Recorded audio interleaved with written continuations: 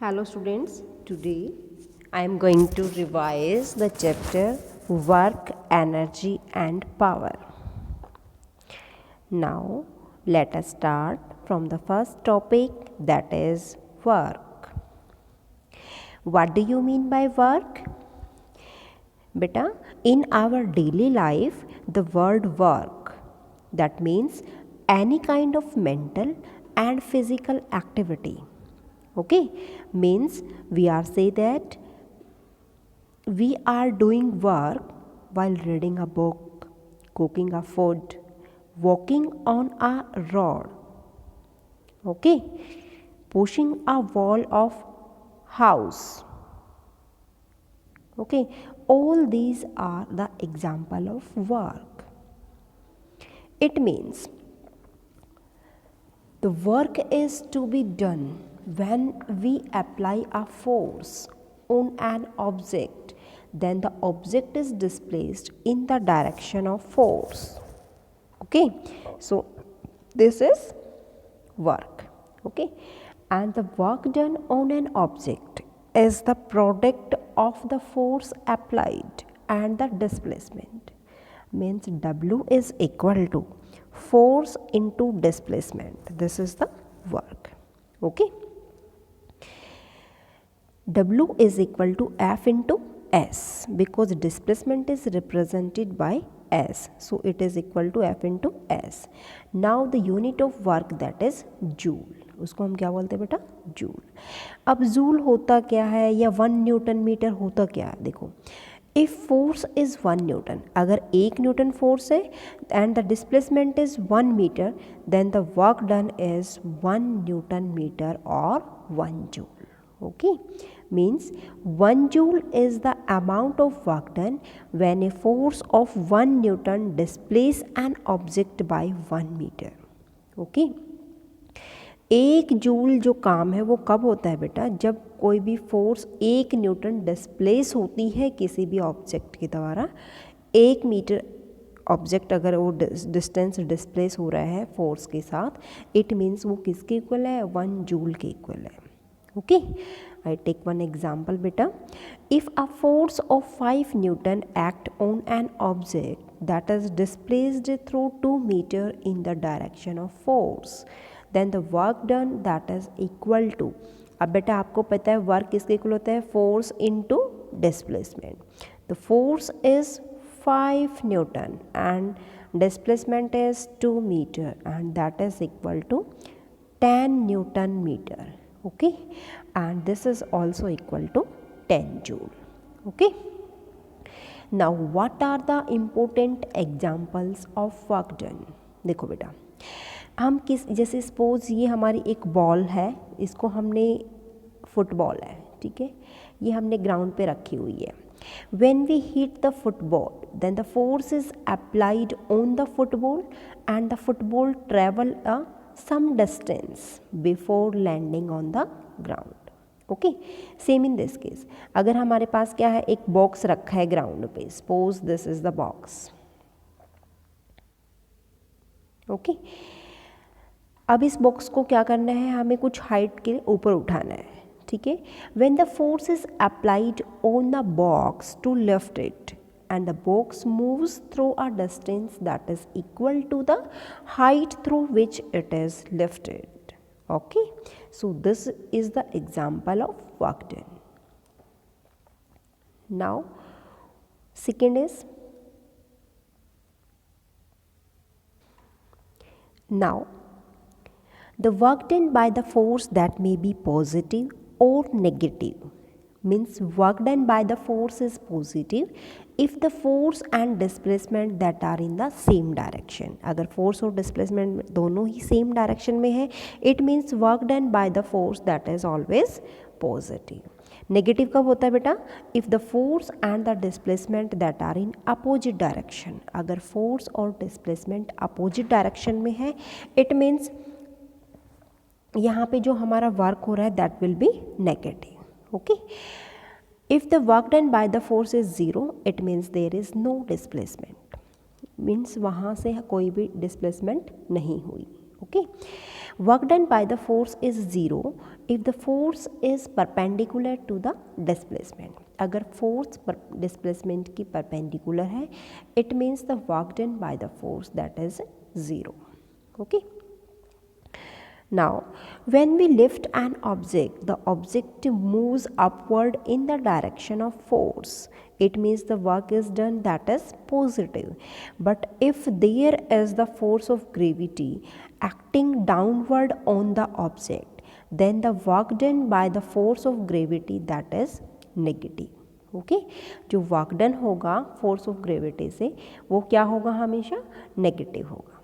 Okay, for example, a porter lifts a luggage of 15 kg from the ground and puts it on his head 1.5 meter above the ground. Now calculate the work done by him on the luggage.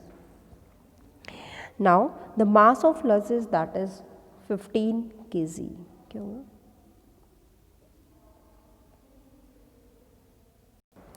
Now in this case, mass of luggage that is 15 kg and displacement is 1.5 meter, acceleration due to gravity that is 10 meter per second square. Now W is equal to F into S.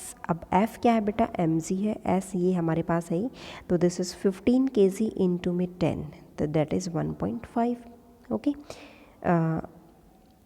इनको multiply करना है क्योंकि हमारे पास displacement 1.5 है. Okay, after calculation this is your answer, means 225 kg metre per second square और 225 newton metre, और that is equal to 225 joule. Okay, this is your answer. Now next is, now the next topic is factors on which the work done depend. देखो बेटा, we कौन से factor हैं जिस पे work done क्या होता है, डिपेंड करता है. ठीक है, तो यहाँ पे हम फैक्टर करते हैं on which the work done depend. First factor is force. ठीक है, means magnitude of force. If small force is applied on the body, then less amount of work is done. Okay, if large force is applied on the body, then more amount of work is done on the body. It means W is directly proportional to the F. Okay, means F is the magnitude of applied force. Now second is distance या displacement travel. Okay, distance या displacement travel. The distance traveled by the body on the application of force. तो देखो बेटा, इस पे क्या क्या distance पे कैसे इफेक्ट पड़ता है. If a body travels large distance, okay, it means a large amount of work is done. Okay, if the body travel small distance, then a small amount of work is done. It means W is proportional to S. W किसके proportional है बेटा, S के proportional है. Okay, now the next is work done by the constant force. Next आपका topic है work done by the constant force. Okay, work done by the constant force. देखो बेटा, constant force में work done कैसे होगा. अगर constant force हमारी horizontal direction में मूव कर रही है, it means W is equal to F into में S.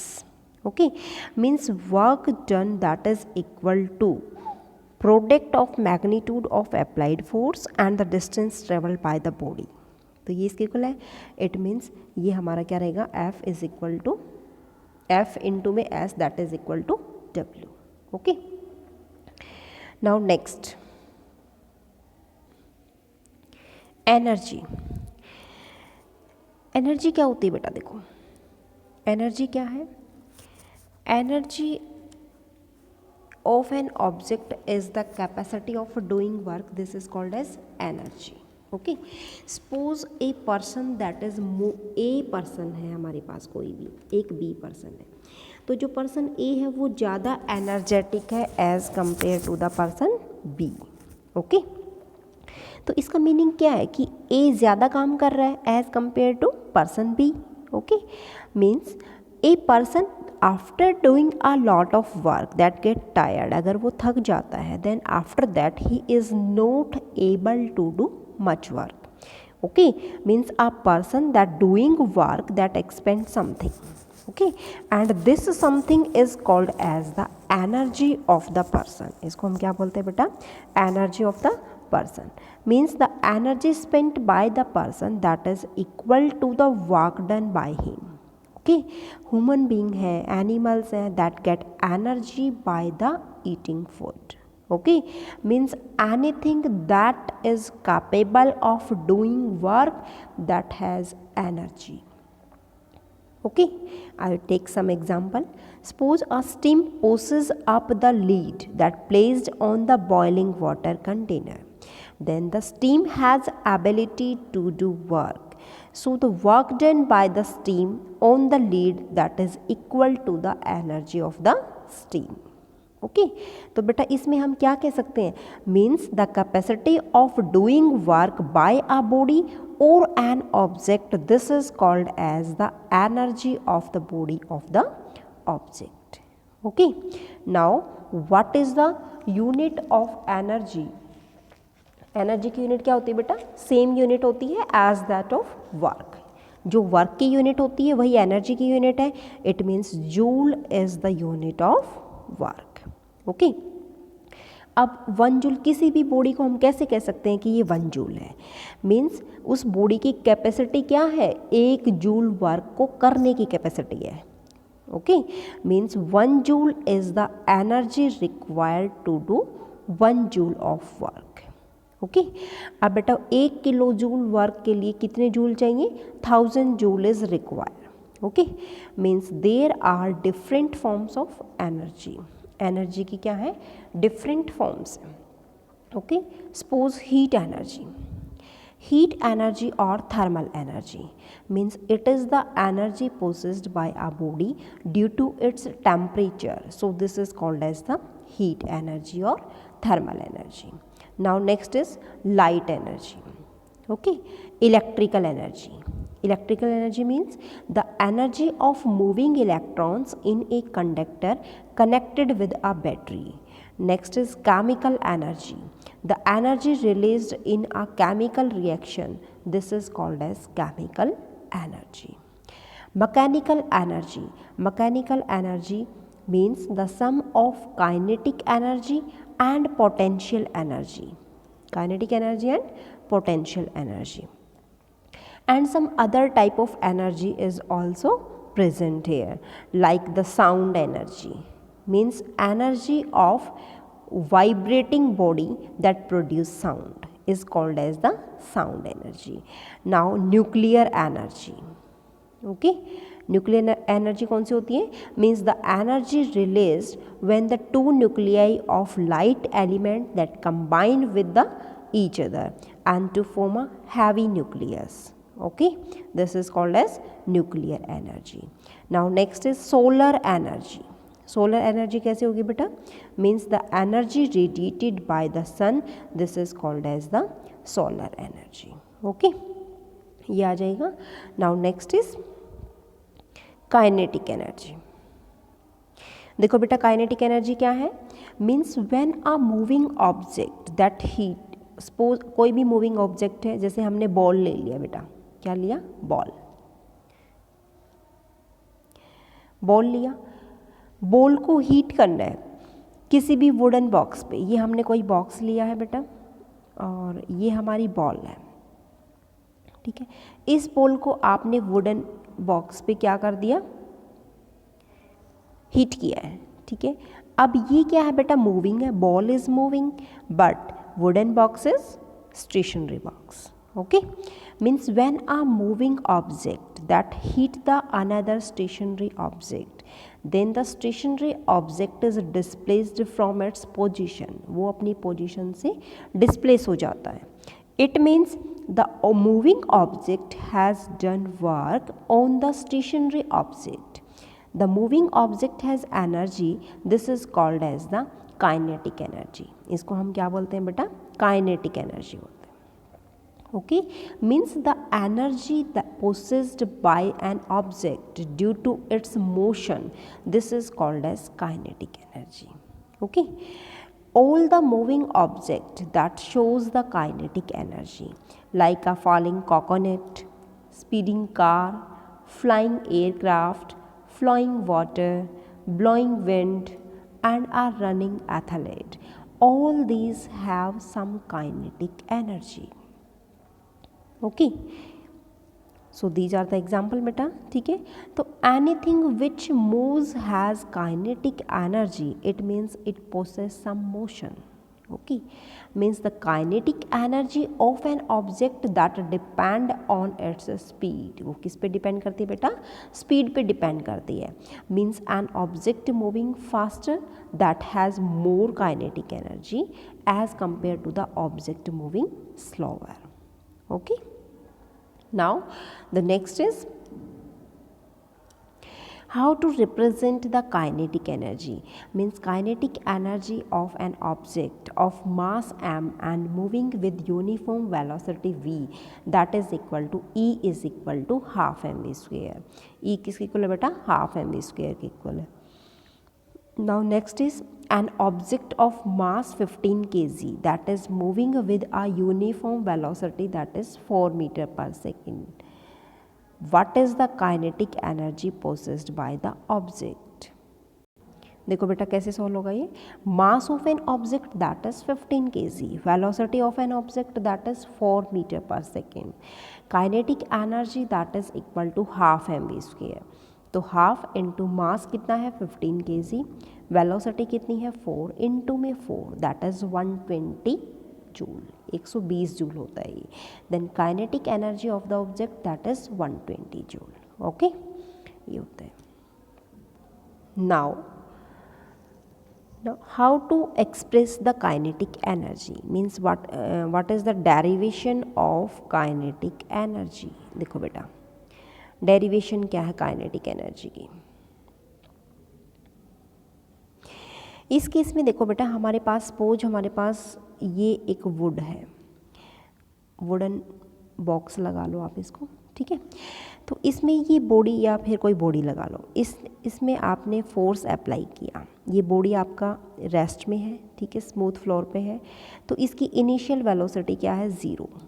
जैसे ही ये बॉडी आगे की तरफ, जैसे ही आपने इस पर फोर्स अप्लाई किया, ये बॉडी वेलोसिटी v के साथ मूव करती है, और यहाँ से यहाँ तक का जो इसका डिस्टेंस है बेटा इस बॉडी का, वो आपका क्या है s है. ठीक है, तो देखो इसमें अब क्या होता है, W किसके इक्वल होता है? W is equal to F into में S, force into displacement. Means जो वेलोसिटी होती है बॉडी की वो चेंज होती है 0 टू V, 0 से V की तरफ. तो बेटा इसमें हम कह सकते हैं कि जो हमारी फोर्स क्या है, पहले हम फोर्स निकालेंगे, force is equal to mass into acceleration. Okay, अब बेटा हमारे पास फोर्स की वैल्यू है, हम यहाँ पे पुट कर सकते हैं. तो W is equal to ma into में S. ओके, अब हम क्या करेंगे बेटा, यहाँ से हम s की वैल्यू निकालेंगे. पहले s की वैल्यू कौन से फॉर्मूले से निकालेंगे? देखो v square minus u square that is equal to 2as, इसी के इक्वल है बेटा ये. अब v स्क्वेयर है, u स्क्वेयर क्या है 0, ये 0 हो जाएगी, दैट इज 2as. अब आपको s निकालना है, s is equal to v square by में 2a, v स्क्वेयर बाय में 2a, ये आपका आंसर आ जाएगा. ओके, अब s की वैल्यू आपको पुट करना है वर्क डन वाले फॉर्मूले में. Means w is equal to f into में s. अब आपको पता है फोर्स किसके इक्वल है, force is equal to mass into acceleration, and displacement that is equal to v square divide में 2a. तो बेटा इससे ये कैंसिल आउट हो जाएगा. देन हमारे पास वर्क डन कितना आएगा, work is equal to half mv square. Okay, ये आ जाएगा. और ये वर्क डन किसके इक्वल होता है बेटा, काइनेटिक एनर्जी के इक्वल है. It means kinetic energy is also depend on the mass of the body and the square of the speed of the body. Okay, इसके ऊपर डिपेंड है ये. ठीक है, means kinetic energy is directly proportional to the mass and square of its speed. Okay, now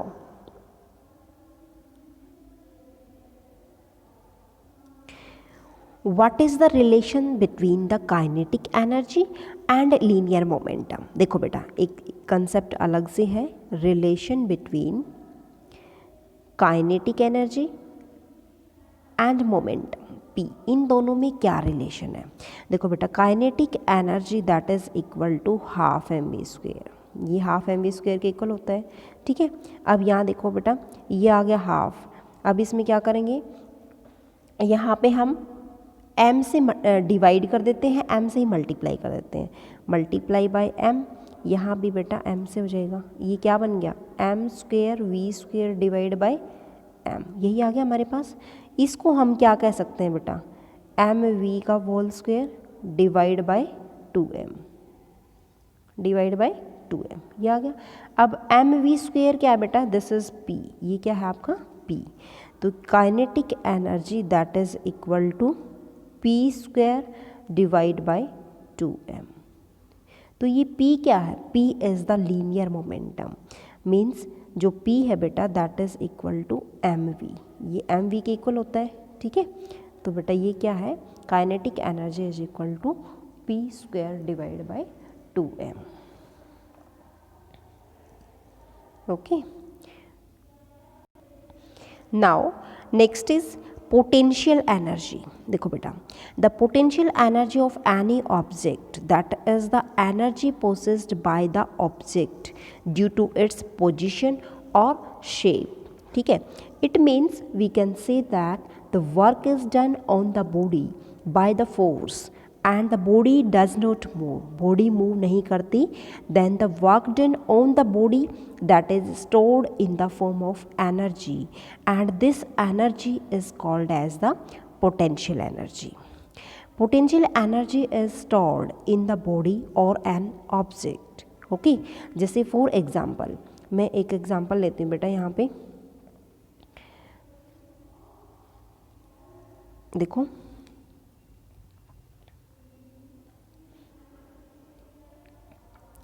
suppose A football laying on the ground, ये आपका जो है ग्राउंड है बेटा, दिस वन, और यहाँ पे एक फुटबॉल पड़ी है, ठीक है। Then the work is done on the football to place it on the table top, so this work is done is stored in the form of potential energy, means the football has energy due to its position with respect to the ground, okay। Second example आप लिख सकते हो, आपने यहाँ पे एक spring लगा दिया, ओके। तो यहाँ देखो बेटा, जब आप स्प्रिंग को स्ट्रेच करते हो या कंप्रेस करते हो तो यहाँ भी वर्क डन होता है, ठीक है। This work is stored in the form of potential energy of the spring, means the potential energy stored in the stretched or compressed spring, this is called as the elastic potential energy। इसको हम क्या बोलते हैं बेटा, elastic potential energy। It means the energy possessed by an object by the virtue of its position or shape, this is called as the potential energy, okay। Now the next is rubber band, okay। if a rubber band is stretched, अगर हम किसी rubber band को stretch करते हैं, okay, then and release, और उसको छोड़ देते हैं, तो रबर बैंड अपनी पोजीशन को रिगेन कर लेता है। It means when the rubber band is stretch, तो जो एनर्जी है बेटा that is transfer to it and it is stored in the form of potential energy, okay। Now next is, if we wind the key of a toy car and placed it on the ground, it moves। ये जैसे हम car में चाबी भर देते हैं छोटे बच्चों की, तो वो ग्राउंड पे अपने आप मूव करती है, तो वो भी क्या रीजन है बेटा कि when we wind the key of the car then energy is transferred to the spring inside, तो एनर्जी हमारी स्प्रिंग के अंदर ट्रांसफ़र हो जाती है and it is stored in the form of potential energy, तो वो पोटेंशियल एनर्जी के फॉर्म में जाके स्टोर हो जाती है, ओके। अनदर एग्जाम्पल बेटा, if we lift an object to a height and release it, it falls down.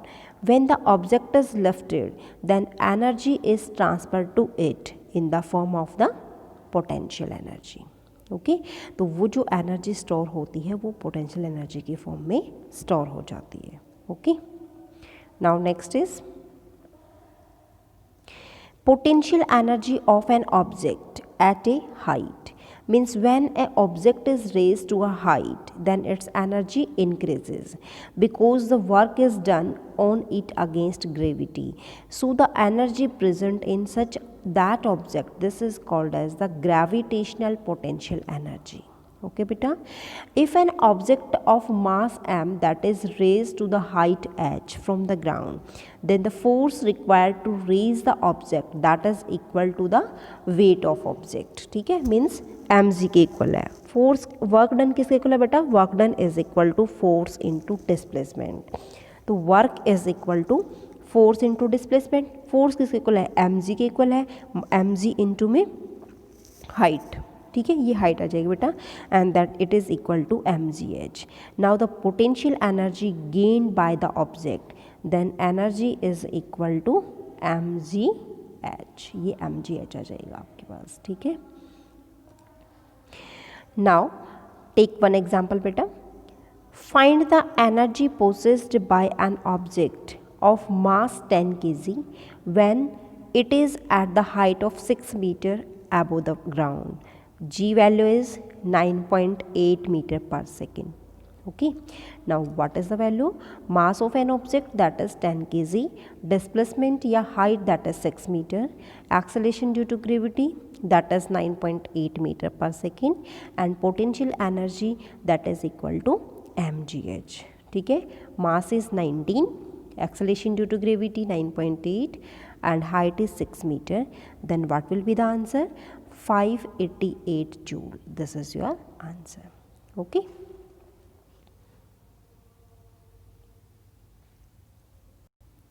Now students, you have to revise this chapter.